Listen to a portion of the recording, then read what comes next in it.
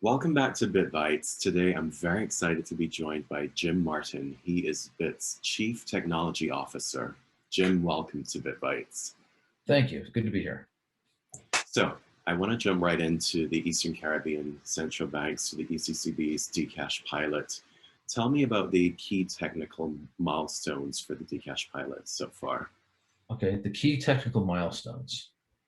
Well, okay, we've been actively working on it deeply for about 14 months. And there's several things that really stand out in my mind for our technical milestones and the achievements we've had. I think the first one really was just getting the blockchain system functional, the underlying foundation of the entire system, and making sure that that was working properly. That was a really big deal for us. We were scheduled to present our progress to the ECCB. Kent and Colin and I had flown out to St. Kitts to present our progress and to demonstrate it to the people there.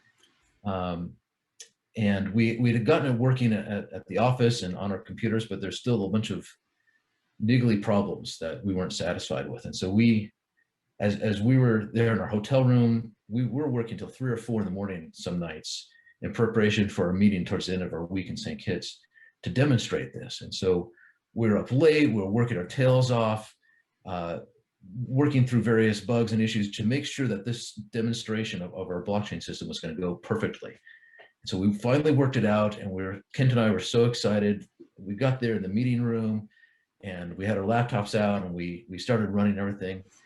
And from a developer, we can see all the pieces in our minds, all the things that are happening behind the scenes. But from the ECCB's perspective, we just had this boring terminal window up, and so we basically typed in a few commands: execute transaction, wallet A to wallet B, $20, and computer, the little cursor blinks for a couple seconds, then it comes back, done. And Kent and I remember us feeling this huge sense of elation. Everything worked. It went perfectly. And we were showing them, look, it did it. And the view on their faces was just they're so unimpressed, so nonplussed about this whole thing. It was just this weird mixture of elation and disappointment that we didn't have some cool sirens or whistles or blinky screens or something that was going to show them that something exciting had happened. But nonetheless, that was a really big technical milestone, that we had a valid functioning blockchain with smart contracts that could execute transactions and was reliable. So anyway, that was a big deal. Next up would be minting, to be able to make money. But even so, that was still like that first demonstration. Command line, we can say, okay, yeah, we made money, done. I think that the first real big one where the entire team was really excited and we had a lot to show was when we had functioning mobile applications. And so you could put money into somebody's mobile wallet. They could see that on their phone. They could designate another wallet address to send money to it, and you could see the money arrive on another device. So you could see the deduction on one side and the money arriving on the other side, and in the blockchain you could see the transaction records. That was an exciting time because now we have this system and it's functioning. I mean, this is the tip of the spear, really, what the ultimate customers are going to be using. And this meant that all the pieces were there, that we had a functioning system. So that was another really big time. And I remember just a great feeling on that. And then I think the last really big technical milestone is the one we're at right now, which is where the ECCB the system is built, the production system is turned on, it's enabled. Financial institutions have been onboarded into the system. Those institutions have requested money from the ECCB, who has minted digital currency. So that minting means that currency is part of the money supply now. It's officially part of the money supply of the ECCB. And that money has been distributed to those financial institutions that have requested it. So there are now banks that have digital currency. And as part of the closed pilot that we're going through, there are going to be employees of those banks that are going to go out into the real world and start doing some transactions. There's some merchants that are going to be on board. They're going to try buying some food and gasoline. They're going to pay their babysitters. There's real activity going on in the DCash system now. And soon it's going to be open to the general public. And this is a great moment for the Eastern Caribbean. A digital currency system is present. It will soon be available, and it's going to enable everybody in the Eastern Caribbean, whether or not you have a bank account, to use digital currency, which means that you don't care where the recipient is. If they're on another island, you can send them money. It doesn't cost a dime. It gets there nearly instantaneously. You don't need to go across the island to go pay a bill. I'm thinking of all the time that's not going to be wasted for people standing in lines. Yes. All the time that cashiers in the grocery store, where they spend counting money, they don't have to worry about it. There's just huge time savings and quality of life improvements all over the place. And cost savings. Yeah, it's just huge what it's going to enable. And I can't foresee all the changes, but I can't see anything but amazing new opportunities showing up in the Eastern Caribbean for everybody that uses this. It's a huge, huge opportunity. And well, let me ask you this. How robust is the DCash system? That's a really good question, because you're talking about 8 different island nations that are ultimately going to be using this. Separated by water, you've got earthquakes, hurricanes, volcanoes. It just It's true. It has to be a robust system, and we built it to be robust. So it works in the cloud, meaning the internet, so that as long as you've got an internet connection, you can get to your money.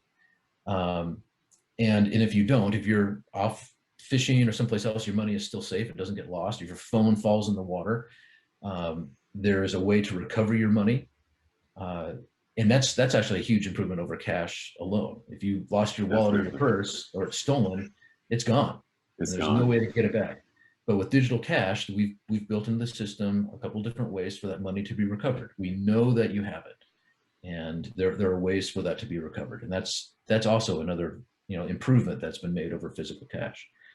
Anyway, it's very robust. It's cloud-based. It's set up so that it can automatically scale, which means as more traffic comes in, the system can automatically actually start adding additional servers or machines to handle the additional load. When that load is no longer necessary, it can scale back. It uses distributed ledger technology. So over time, we will add more and more nodes to the system, which will just further increase its capability for resisting failures.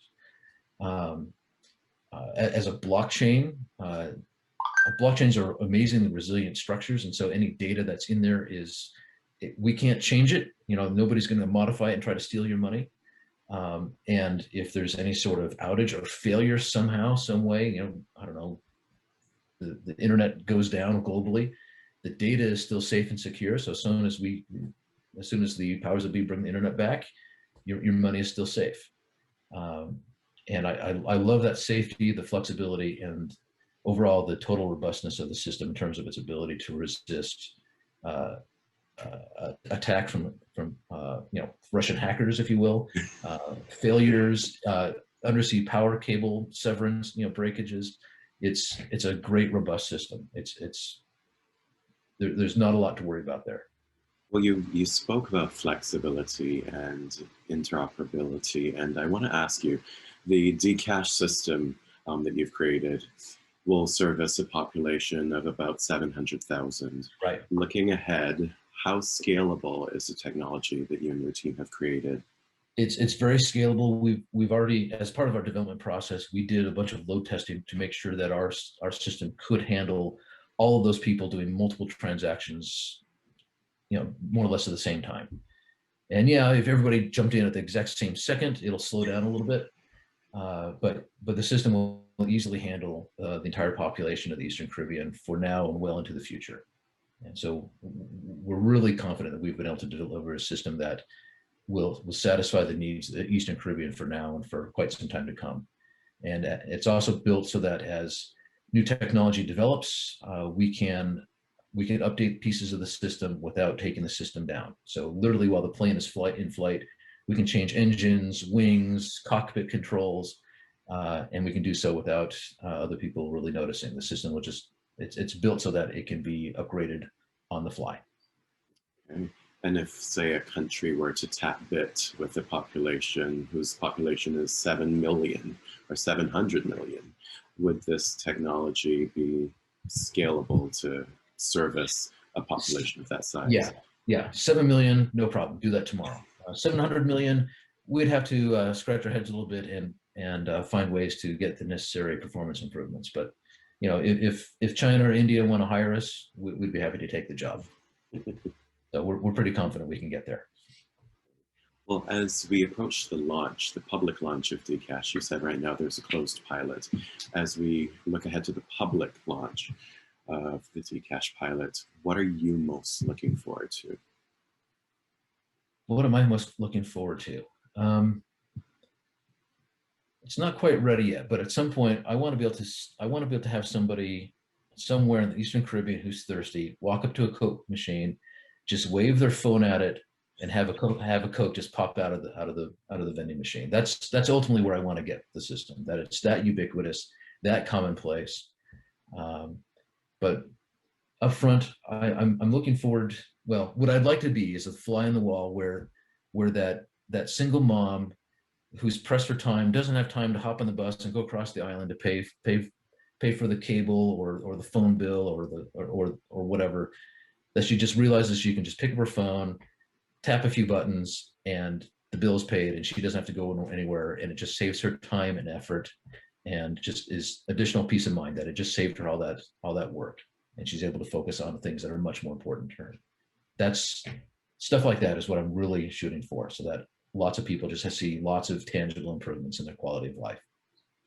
That's what I want. Well, Jim, thank you so much for your time. This has been very insightful. Thank you for joining us on Bitt Bytes. Thank you very much. Appreciate it.